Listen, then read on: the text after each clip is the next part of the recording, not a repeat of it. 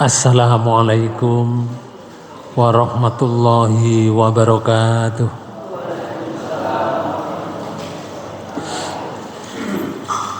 Bismillahirrahmanirrahim. Alhamdulillahil qail fi kitabihil karim. A'udzu billahi minasyaitonir rajim. Man jaa'a bil hasanati falahu khairum minha wa man jaa'a bisayyi'ati fala yujzal ladzina 'amilus sayyi'ati illa ma kanu ya'malun. Asyhadu an la ilaha illallah wahdahu la syarikalah wa asyhadu anna Muhammadan abduhu wa rasuluh la nabiyya wa la rasula ba'dahu. Allahumma sholli wa sallim wa barik ala Muhammadin wa ala alihi wa ashabihi wa man tabi'ahum ila yaumiddin, amma ba'du. Hadirin hadirat Bapak Ibu yang dirahmati Allah, marilah pertemuan ini kita awali dengan bacaan basmalah. Bismillahirrahmanirrahim. Kita lanjutkan kajian kita di surat Qasas. Surat Qasas surat 28 di ayat 84. Perlu diketahui atau diingat bahwa di ayat 83 itu masih ada rentetan dengan Qarun,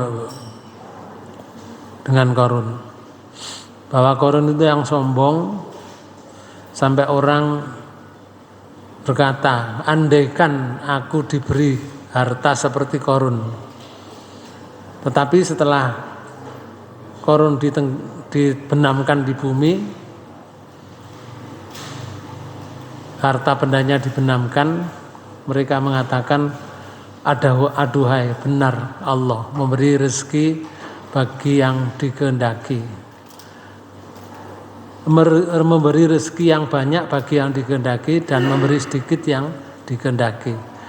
Andaikan aku diberi banyak seperti Qarun, akan dibenamkan juga dalam bumi. Baru sadar.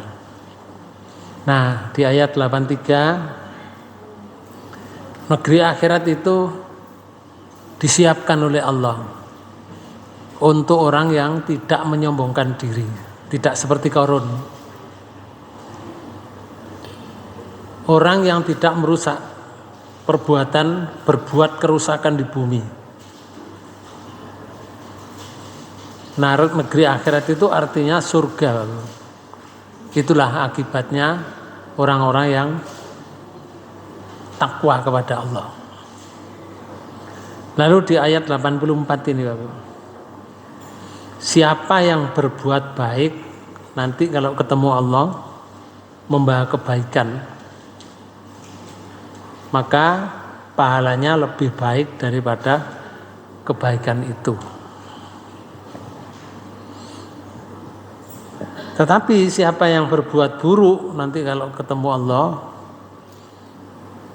ya dibalas oleh Allah. Tapi buruknya sama, balasannya itu sama, tidak dilebihkan.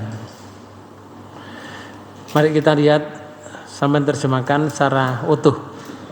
Ayat 84.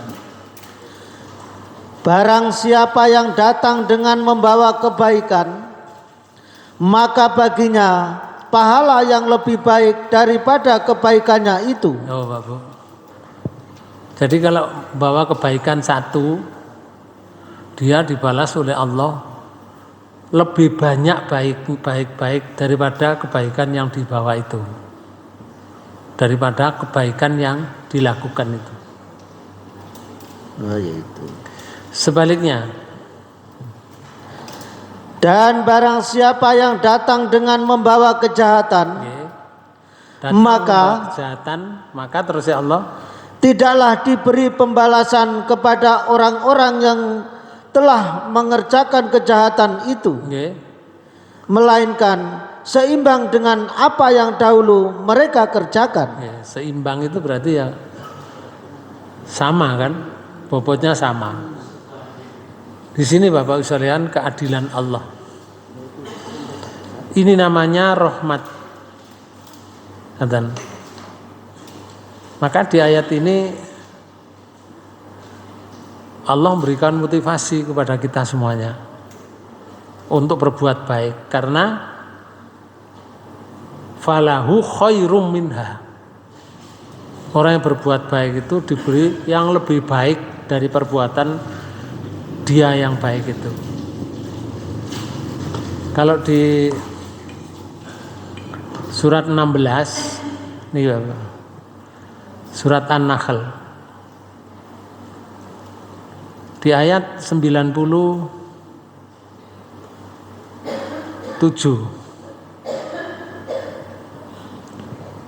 Surat 16 ayat 97.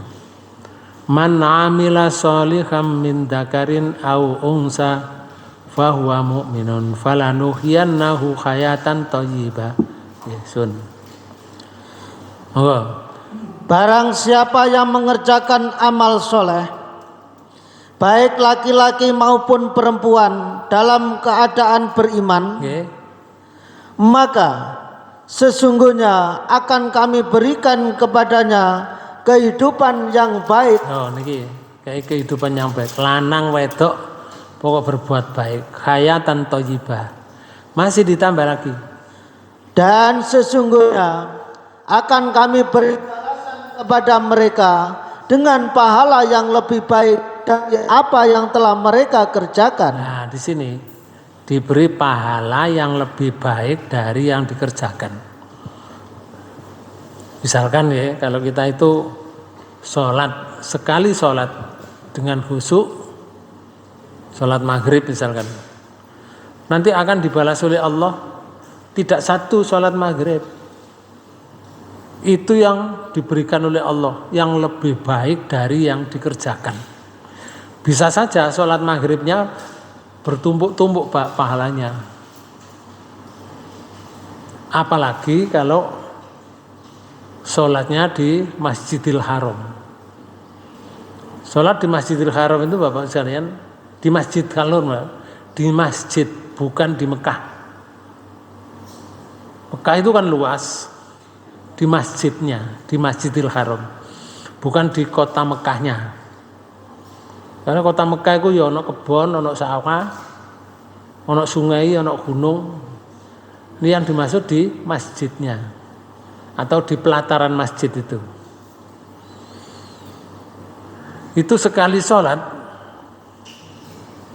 sekali sholat diberi pahala oleh Allah 100.000 kali sholat.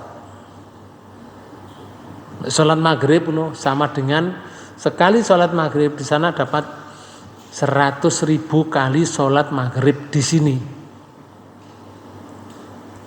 Kalau di Masjid Madinah 1000 kali sholat di sini. Kalau di Masjid Al-Aqsa 500 kali sholat di sini, Pak. Di masjidnya ya, bukan di daerahnya, bukan di Mekahnya, betul. Nah di sini wong wadok wong lanang kalau berbuat baik diberi kehidupan yang baik, masih balasannya ada pahala yang lebih baik dari yang telah mereka kerjakan. Jadi sama dengan ayat ini tadi, surat 28 ayat 84. Allah menjelaskan sistem balasannya. Pertama, siapa yang membawa kebaikan kalau nanti menghadap Allah? Menurut tafsirnya As-Sadi, Allah akan melipat gandakan pahala amal baik. Melipat gandakan itu terserah Allah. Yang penting kita itu ikhlas. Ikhlasnya itu yang penting. Jadi kalau sholat itu jangan berpikir yang lain, tapi sholat saya kepingin mendapat ridho Allah. Sholat tahajud itu ya juga jangan berpikir yang lain, jangan berpikir dunia, jangan berpikir anak, jangan berpikir keluarga. Saya sholat tahajud karena ada perintah dari Quran. Hanya karena ingin mendapat ridho Allah. Kalau masalah anak nanti setelah salam. Kalau sudah assalamualaikum warahmatullah, assalamualaikum warahmatullah selesai, baru nyangking anaknya. Tapi berangkatnya itu bukan karena anak. Aku tak sholat tahajud, anakku cek susah, tidak boleh itu. Aku tak sholat tahajud, golek semari sholat tahajud, baru nyangking anaknya. Ya Allah, anak saya, berilah jalan kesuksesan. Baru Pak, setelah sholat tahajud. Jangan berangkatnya. Kalau berangkatnya sholat tahajud, diberi juga Allah di dunia ini. Tapi nanti di akhirat mesti tanya kita, ya Allah, mana pahala sholat tahajud saya? Dijawab oleh Allah. Dalam hadis itu disebutkan, nah kamu dulu sholat tahajud untuk anakmu, ya jaluk anakmu kono, betul Pak. Mau jaluk anaknya. Makanya sholat itu tidak boleh alamatkan dunia atau kepangkatan. Berbuat baik itu tidak boleh seperti itu, karena ingin mendapat ridho Allah. Juga sebagaimana firman Allah di Quran surat 6 di ayat 160. Man jaa bil hasanati falahu asru amsalihha. Niki. Wa man jaa bis sayyiati fala yujza illa mislaha wa hum la yudlamun. Surat 6 ayat 160. Barang siapa membawa amal yang baik, maka baginya pahala 10 kali lipat amalnya. Kalau ini dilipat oleh Allah, dilipat gandakan 10. Kalau tadi yang di surat 28 ayat 84 tadi tidak 10 tapi digandakan, lebih baik. Itu lebih baiknya itu seperti apa? Enggak tahu, Allah sendiri yang memberikan. Kalau sudah lebih baik menurut Allah, lebih baik temenan Bapak. Nah, kalau ini kok nggawa amal baik di hadapan Allah dilipat 10 kali. 10. Yeah. Jadi misalkan kita bersedekah, sedekahnya itu jadi 10. Kayak sedekahnya seember, nanti di hadapan Allah 10 ember. Lanjut.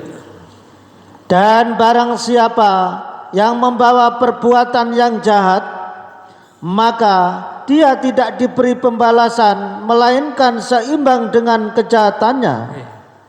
Banyak ayat yang menyatakan seperti itu. Kalau dia berbuat jahat ya sudah, tetap dibalas kejahatan, cuma sama, tidak dilipatkan, tidak dikurangi, persis. Berbuat jahat misalkan 1 ember misalkan, ya dibalas oleh Allah nanti 1 ember jahat. Oke, lanjut. Sedang mereka sedikit pun tidak dianiaya atau dirugikan. Nah ini Bapak, gak dirugikan. Lalu Bapak sekalian, yang tadi sudah kita lihat, dalam keadaan tertentu pahala bahkan dapat dilipat gandakan lebih banyak sesuai dengan kehendak Allah. Contoh sedekah saja tidak disebutkan oleh Allah berapa, tapi dilipat ganda, lipat ganda. Contoh ya, sedekah, misalkan sedekah dibawa ke pengajian gitu nih, kayak ini lah, gurung diombe Bapak, kayak meja, jajan yang diberikan panjenengan itu. Menurut Quran surat 2 ayat 261, niki. Surat 2 ayat 261. Allah berfirman begini. A'udzubillahi minasyaitonirrajim. Masalul ladzina yunfikuna fi sabilillah amwalahum fi sabilillah kamasali habbatin ambatat sab'a sanabila fi kulli sumbulatin mi'atu habbah wallahu yudha'ifu liman yasha wallahu wasi'un alim. Monggo. Perumpamaan nafkah yang dikeluarkan oleh orang-orang yang menafkahkan hartanya di jalan Allah adalah serupa dengan sebutir benih yang menumbuhkan 7 butir. Oh niki lho. Ngeten niki berarti ya 2. Di situ kopi situ niki. Ngeten niki wis dadi 7 Bu. Ji loro sampai 7. 7 model ngene iki. 7. Lanjut. Pada tiap-tiap butir 100 biji. Oh. 7 niku 1 pinten? Nah, 700 ngene pisan. Ngene 700, ngene 700. Masih belum selesai ayatnya. Allah menyatakan ini. Allah melipat gandakan ganjaran bagi siapa yang Dia kehendaki. Iki lho, Pak. Melipat ganda. Melipat. 700 ora dilipat, Pak Bu. Ada yang mengartikan dilipat itu 700 ping 700. Pinten? Pinten? 149. Gak padha ya. Ono sing 1400 ya apa ya? Ono sing 49. 700 ping 700 49 ditambah 04. Berapa? 490.000. Padahal loro men. Mek loro air putih dengan kopi. Ki wis dadi 490.000 air dan kopi. Ganda. Iki lipat ganda. Ganda, ngertos ganda. Dilipat-lipat gitu. Dalam hadis Ibnu Abi Hatim itu juga menyebutkan, dan riwayat Tirmidzi ya salah, itu menyebutkan dilipat gandakan itu sampai berjuta-juta, tapi dibawa ke sabilillah seperti ini. Tapi lah iki digawanane security Pak Bu. Ya dikek ganjaran kali Allah. Tapi mek iki situk tok. Air putih 1 ambek kopi sak gelas siji. Ganjarane ngono tok. Tapi kalau dibawa ke sini sabilillah ngeten iki. Lipat ganda tadi. Bedanya di situ. Makanya kalau misalkan punya pisang ngeten ya. Kok panen pisang, goe rong cengkeh kene. Rong cengkeh itu sudah menjadi 490.000 rong cengkeh. Masih dilipat-lipat apa? Dekek no meja ngono. Sapa sing joko? Misalkan mek dijoko sak cengkeh, Bapak. Berarti luwih sak cengkeh, gak dijoko. Ya tetep pahalanya. Umpama lho sak sing dua rong cengkeh, sing dijoko sak cengkeh. Sing sak cengkeh go mulih maneh, tetep Bu pahalanya. Padahal digo mulih maneh. Itulah kenikmatan yang diberikan oleh Allah. Itu namanya rahmat. Allah menyatakan begini di akhir ayat. Dan Allah Maha luas karunia-Nya, lagi Maha mengetahui. Allah Maha luas karunia-Nya. Allah Maha mengetahui orang yang bersedekah tadi. Mengetahui keikhlasan orang itu. Jangan ngene, aku tak sedekah, aku cek waras, gak oleh ngoten niku Bapak. Jadi sedekah itu hanya mendapat ridho Allah. Mari sedekah ndonga, ya Allah kula panjenengan paring waras. Mungkin bisa itu. Karena setelah sedekah. Nggih. Kemudian Bapak Ibu sekalian, yang nomor 2, niki kan yang nomor 1 membawa kebaikan. Yang nomor 2, siapa yang membawa keburukan, Allah Maha Adil. Allah Maha Adil. dosa tidak dilipat gandakan dalam jumlahnya, tidak dilipat gandakan, tetapi dibalas sesuai kadar perbuatannya, kecuali jika ada faktor lain yang memperberat, seperti dilakukan di tanah haram atau disertai kedzaliman yang lebih besar. Beda lagi sudah. Kalau dia berbuat salah ditambah kedzaliman yang besar. Kalau salah kepada Allah selesai ya Bu. Tapi salah zalim itu terhadap sesama manusia, orang itu akan tertunda masuk surga. Artinya orang itu tidak bisa masuk surga. Harus diselesaikan dulu masalahnya dengan sesama manusia itu. Misalkan ya, kedzaliman membunuh karena politik misalkan. Orang itu dibunuh. Nanti kalau saya nggak bunuh orang itu, nanti dia ngerusak saya. Angen-angen ingatan. Harus kita bunuh dia, kita selesaikan. Nah itu kedzaliman besar itu masuk. Tidak bisa Pak Bu, dibalas yang sama tidak bisa. Kalau ada kedzaliman, ini ada hubungan dengan manusia. Misalkan ada hadis yang menyatakan orang nanti ke sirat, kan pacaran di sirat itu. Ada yang seperti berjalan kaki gini. Ono sing nang sirat itu seperti naik kuda, banteri loh. Ada yang ke sirat itu kalbarkul khotib, seperti kilat menyambar. Lap bisa kok kono, bisa kok nggon. Kalau sudah keluar dari sirat, belum masuk surga, Bapak. Surga belum dibuka. Gak ono sing iso buka, semua nabi-nabi Adam gak ono sing buka kecuali nanti Nabi Muhammad. Itu pun Bapak sekalian, kalau sudah lebih dari keluar dari sirat, selamat, masih ditanyakan oleh Allah. Karena ada orang yang minta pengadilan dari Allah. Diadili Bapak. Ya Allah, orang tersebut pernah membunuh saya waktu di dunia. Sing mati dibunuh itu. Aku mohon pengadilanmu ya Allah. Diusut akhirnya. Pahala sholatnya, pahala zakatnya, pahala posone dikakno wong iku. Lek sing dibunuh akeh, Bapak. Bangkrut, Bapak. Orang itu enggak sida masuk surga, ditarik dilebokno neraka. Ini kalau ada sangkut pautnya dengan manusia.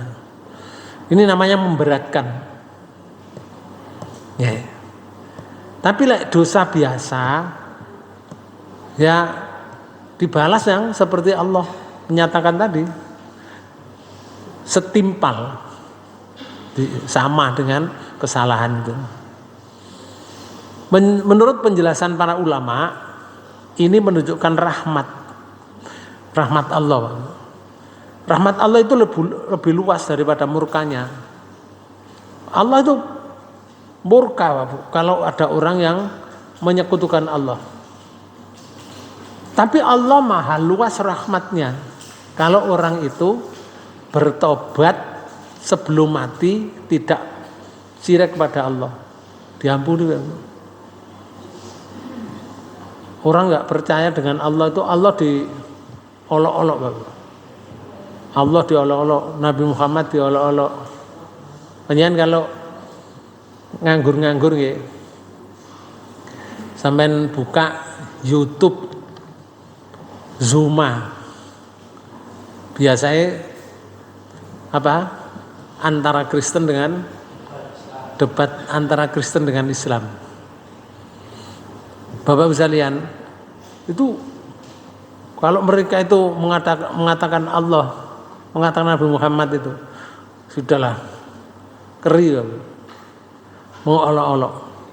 Tapi kalau mereka misalkan kurang 5 tahun dia bertobat, tidak mengolokkan Allah, dia bertobat kemudian menjadi orang Islam yang baik, disepuro oleh Allah. Walaupun oleh mengolok-olok itu saya ketahun misalkan. Itulah namanya rahmat Allah itu lebih luas daripada murka Allah. Kemudian Bapak Ibu sekalian, contoh ya. Pemimpin yang rendah hati, nih, ada seorang kepala sekolah misalkan, walaupun jabatannya tinggi, Bapak, ia menyapa semua guru, menghargai petugas kebersihan, mau menerima kritik, tidak memamerkan kekuasaan. Nah, itu contoh yang baik.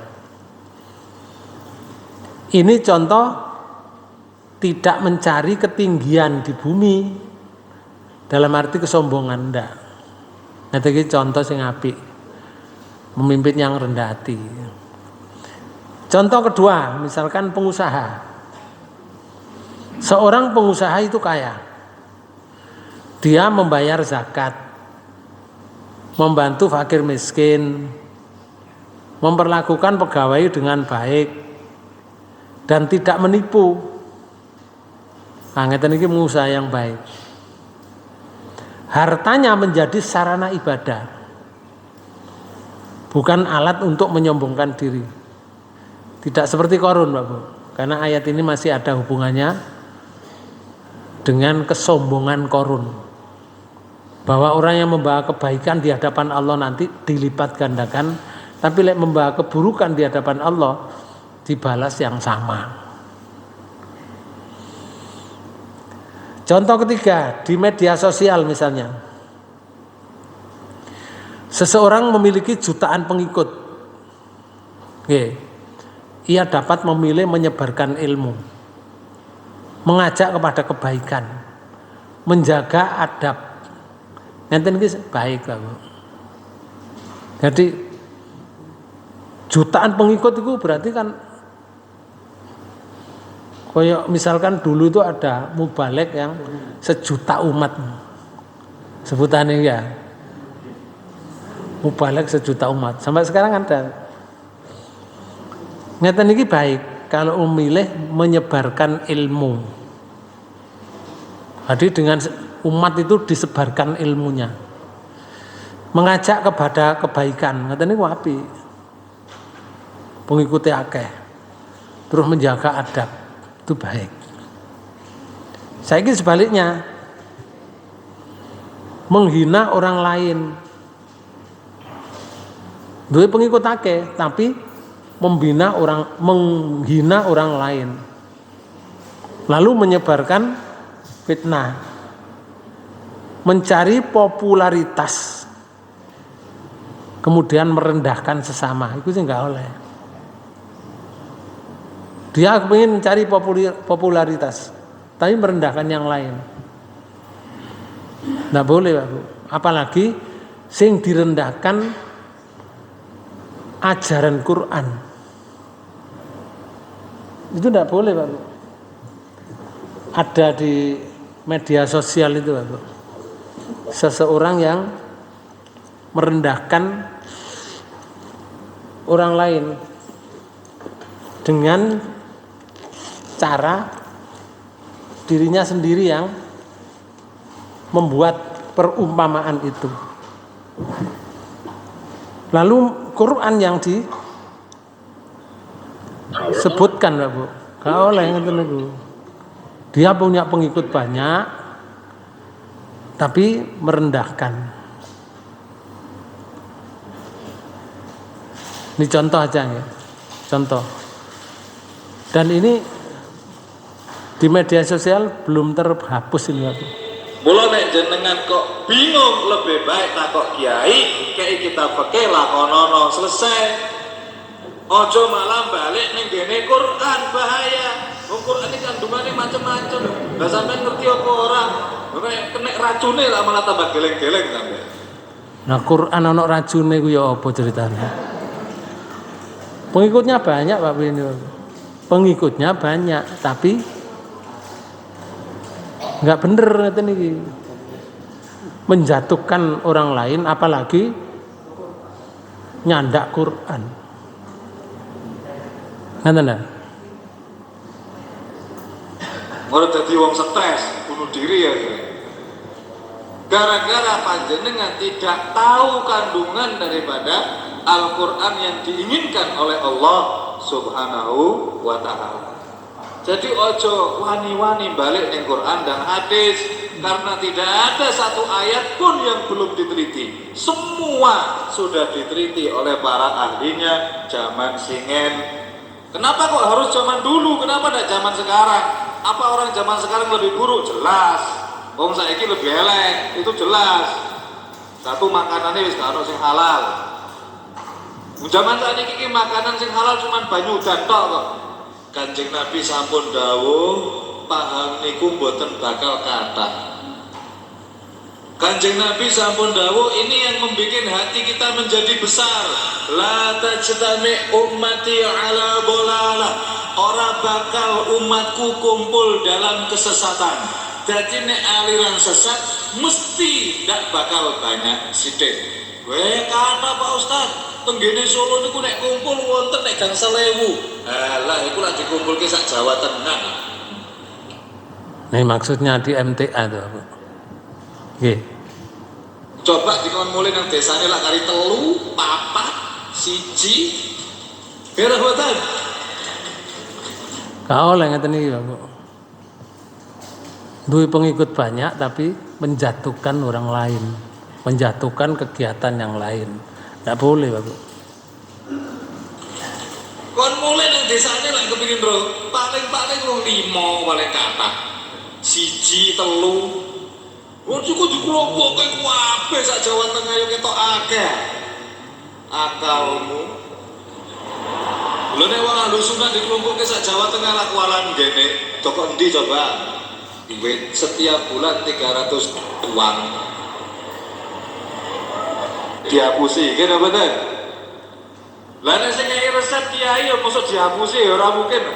Mosok ana kiai ape hapus-hapusane ora ana. Kalau yang ngasih resep kiai tidak akan panjenengan dihapusi. Udah laksanakan aja. Ya ini pripun?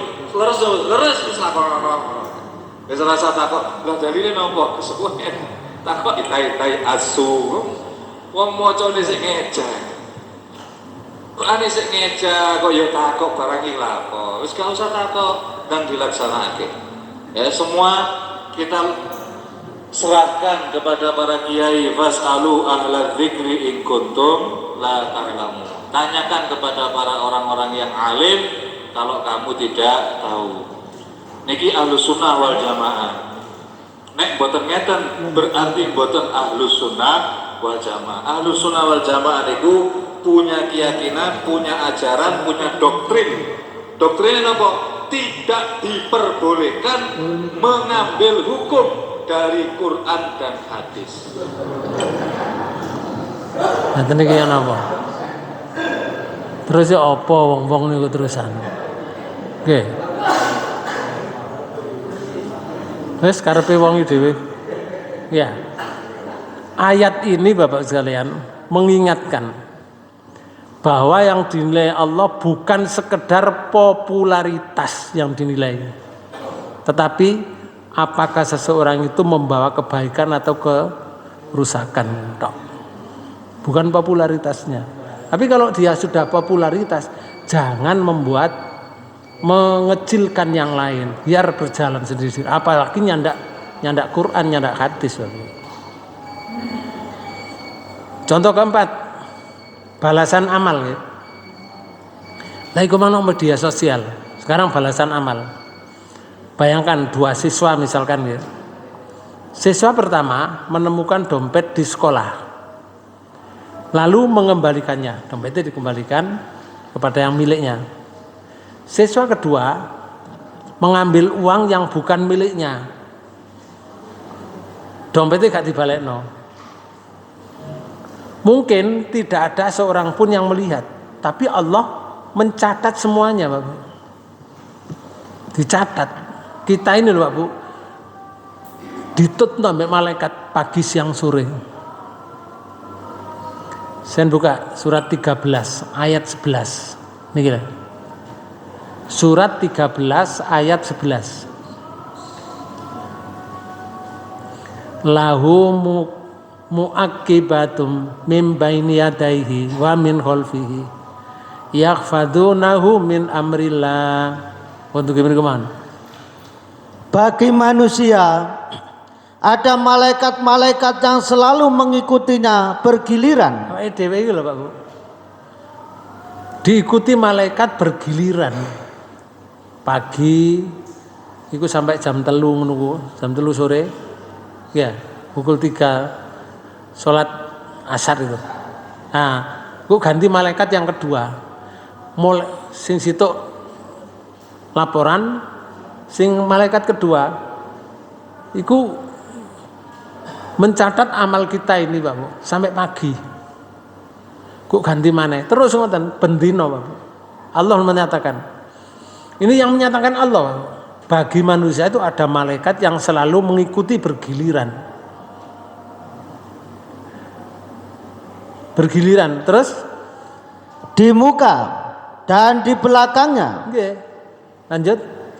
Mereka menjaganya atas perintah Allah. Ini Bapak. Oleh karena itu rekam apa yang dilakukan itu. Kalau baik ya terekam baik, kalau buruk terekam buruk. Makanya siswa yang kedua ini mengambil uang yang bukan miliknya. Mungkin tidak ada seorang pun yang melihat, tetapi Allah mencatat semuanya. Kelak itu ya setelah kematian Bapak. Atau hidupnya itu, kejujuran akan mendapat pahala berlipat.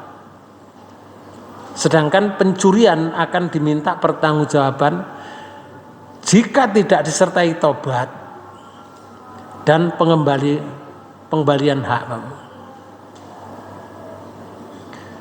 Jadi kudu tobat ambek mengembalikan. Tobat kepada Allah, ya Allah saya tidak nyolong lagi. Terus yang kedua, yang dicolong itu dibalik nang sing duwe. Misalkan nyolong sepeda motor, tobat nang Allah diterima tobatnya. Goleki wong sing duwe sepeda motor sing dicolong biyen, misalkan oleh 3 tahun mendayo nang wonge. Assalamualaikum, waalaikumsalam. Nggih, sangi pundi? Nuwun sewu nggih, kula kajenengan menjelaskan panjenengan jelasno panjang. Dadi sepeda motor panjenengan 2 tahun yang lalu niku kula sing nyolong. Panjenengan ikhlasnya. Wong sepeda motor sik nyar Pak Bu, dicolong. Panjenengan ikhlasaken. Sing duwe ya napa kira-kira? Oh, awakmu sing nyolong. Polisi di bel Pak Bu, kon nangkep. Gak mungkin. Ya lek nyolongi situ. Lek saulan iku nyolong sampai 30. Wong bendina lek siji-siji. Iso kira-kira tobat. Tobat sing kedua itu yang pengembalian hak itu yang berat. Ini kalau balasan beramal. Jadi pesannya gitu. Kisah Qarun diakhiri dengan pelajaran yang sangat penting. Pertama, Qarun mengejar kedudukan. Qarun mengejar kekayaan dan kesombongan, lalu binasa Qarun. Di ayat 81. Kedua, orang bertakwa sekarang. Mungkin tidak menjadi yang paling kaya atau paling terkenal, ndak. Wong takwa. Tetapi mereka memperoleh akhir yang baik di sisi Allah. Sebagaimana di ayat 83 dan ayat 84 itu. Kalau 83 itu Allah menyediakan apa? Surga. Nggih, Allah menyediakan surga. Wal akibatul lil muttaqin. Dan itu adalah akibat daripada orang yang takwa. Akhir orang yang bertakwa itu diberi rumah atau diberi surga oleh Allah. Sing nomor 84 menyebutkan sapa sing berbuat baik, perbuatan itu diganjar yang lebih baik dari perbuatannya. Tapi kalau dia berbuat buruk, diberi oleh Allah balasan buruk yang sama, tidak dikurangi sama sekali. Sampean gak takon? Monggo. Nggih, monggo, nggih. Nggih.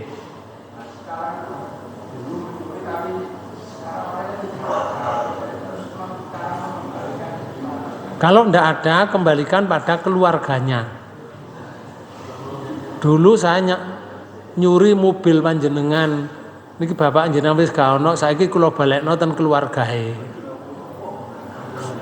Kira-kira iso balekno ngoten niku. Mobile kudu dibalekno, bukan ngomong tok panjenengan ikhlasaken mboten ngoten. Kudu dibalekno. Nek balekno dibalekno biyen mobile sik kredit rong wulan aku. Ya balike sakmono ya. Padha. Nek gak urusane akhirat apa? Tunggale wong niki lho. Warisan. Warisan itu subhanallah ya. Orang itu kalau urusan warisan itu dibesar-besarkan, itu sampai akhirat loh. Kalau kayak contoh mawon, sing paling krusial ya. Krusial. Lek ana wong mati duwe anak ejek gurung balik. Berarti anak napa? Yatim kan? Sing rambut sinten? Ibuke. Lek iku sing mati si lanang. Lek sing mati si wedok. Sing rambut sinten? Si lanang. Piatu namanya. Nuwun sewu, hartanya anak yatim itu ndak boleh dimakan, Pak Bu. Ndak boleh dimakan dengan semenang-menang, nggak boleh. Kalau misalkan mangan, ya iso, misalkan ditukokno sate ngono, duwe anak telu, tuku sate 15, telu ding, 5 ding, ya. Utawa telu papat, rolas. Pokoknya dipangan bareng, bapak-bapak itu. Gak oleh gawe rabi maneh. Lek rabi maneh kudune diwaris dulu, diambil. Kalau sing mati si lanang, sing wedok kudu ngambil 1/8. Diambil dulu 1/8 dirabi. Sing 7/8 iku ngone anak. Kalau diutik-utik, Bapak. Pertanyaan saya, lek kira-kira sing mati misalkan si lanang lho, terus si wedok rabi maneh. Bojone melokno kuno, no omah kuno, apa pisah? Apa 1/8 iku ge rabi di tempat yang lain? Atau ngeramut itu ngeramut anak-anak? Nggih. Ambek ngeramut anak-anak. Harta bendaya anak-anak iku kantun ndak kira-kira? Patut to. Padahal mangan hartane anak sing ditinggal mati keluarganya, bapaknya atau ibunya, itu sama dengan makan api neraka. Iku nak jero omah lho, Pak Bu. Iku nak jero omah. Makanya undang-undangnya terus Allah ngeten di surat 4 nih. Surat An-Nisa, surat 4 di ayat 10. Aman terjemahkan.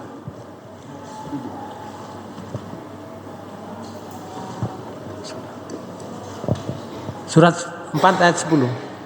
Sesungguhnya orang-orang yang memakan harta anak yatim secara dolim. Oh ini gila. Makan harta anak yatim secara dolim berarti gak bener. Terus ya Allah ngeten. Sebenarnya mereka itu menelan api sepenuh perutnya. Padahal harta itu sih nyambut gaya awake, Bapak. Arek yatim lak guru gak ngerti apa-apa. Padha mangan geni loh, sepenuh perutnya. Berat ini, Pak Bu.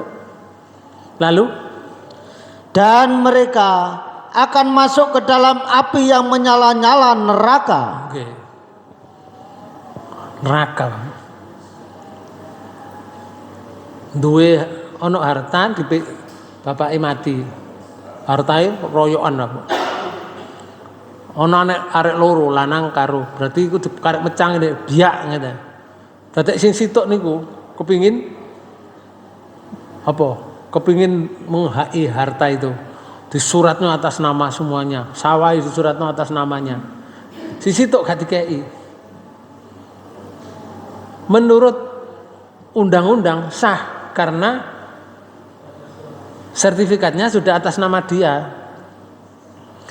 Kalau yang satu tadi tidak ngusut. Kenapa? jadinya sertifikat itu tidak ada tanda tangan, hanya tanda tangan dia sendiri. Gak bisa Pak Bu, gak sah. Kalau gak ngusut, koyok sah sertifikat itu. Sedangkan keluarga yang satu tadi, saudara yang satu itu tidak mendapatkan. Kalau dia mendapatkan hasil panen sawah, itu sama dengan makan di perutnya itu api. Kalau dia punya hasil kebun dipangan, sama dengan makan api. Nah berapa tahun itu? Kalau sampai terus, ya pada akhirnya masuk neraka. Padahal dia sholat. Berat, harta itu berat sampai akhirat. Ngerti nggih? Yang lain. Monggo. Monggo.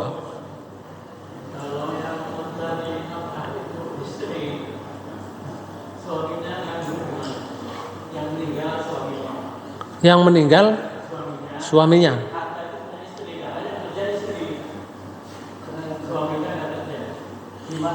Suaminya kerja, yang kerja istri.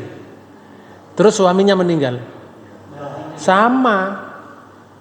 Karena kerja atau tidak kerja, kalau sudah suami istri itu adalah milik harta bersama. Misalkan Bu, Pak ya. Suaminya gak patek kerja mulai ciri misalkan. Biane kerja titik wis ciri selamanya gak bisa kerja. Sing kerja istrinya, terus hartanya membengkak menjadi banyak. Suaminya meninggal.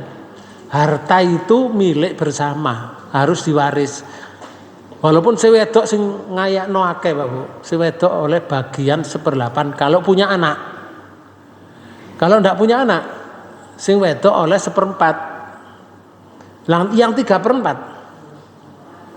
Yang 3/4 itu mengalir kepada saudaranya yang mati, Pak Bu. Loh, kamel nyambut gawe. Saudara yang mati loh, kamel nyambut gawe oleh 3/4. Ngertos? Lah jarine wong lah enak ngoten. Ya anjane enak, aturane ngono. Nggih. Lek gak duwe anak. Makanya gak duwe anak segera ambil anak, dididik yang baik, hartanya diserahno pada anak. Wis gak ono warisan, Pak Bu. Dulure sing mati gak iso maris. Wis dibano nang anak. Paham? Kalau misalkan duwe anake dhewe nggih. Ben duwe harta, lebih baik sadurunge mati dihibahkan. Bagian munak sing nomor 1 nang kono, bagian sing nomor 2 nang kene, bagian nomor 3 nang kene. Selesai sudah. Begitu mati salah satu gak ono warisan. Aman gak tukaran aku. Soalnya wis dikekno waktu uripe. Tapi lek mari dikekno kudune ngene, cek gak waris, cek gak geger. Kalau sudah dihibahkan ndang disuratno. Cari apa itu? Notaris Bapak. Biar dicatat. Terus disertifikatkan. Aman tidak? Ngono carane. Pun. Ada lagi? Monggo. Napa? Hibah. Hibah kepada siapapun, namanya hibah itu boleh saja. Sak piro gedene. Wonge kepingin misalkan panjenengan dengan saya tidak ada hubungan apa-apa. Keluarga yo ndak, hubungan ponaan yo enggak. Panjenengan tetap hibah ke saya. Beli mobil baru misalkan. Ustaz, ini saya beri mobil baru, ini suratnya. Panjenengan pakai untuk ngaji. Padahal lo gak melek saya dengan panjenengan duduk opo-opo. Anaknya juga nanti dihibahi yang lain, boleh, nggak ada masalah. Namanya hibah itu sekehendak orang yang hibah.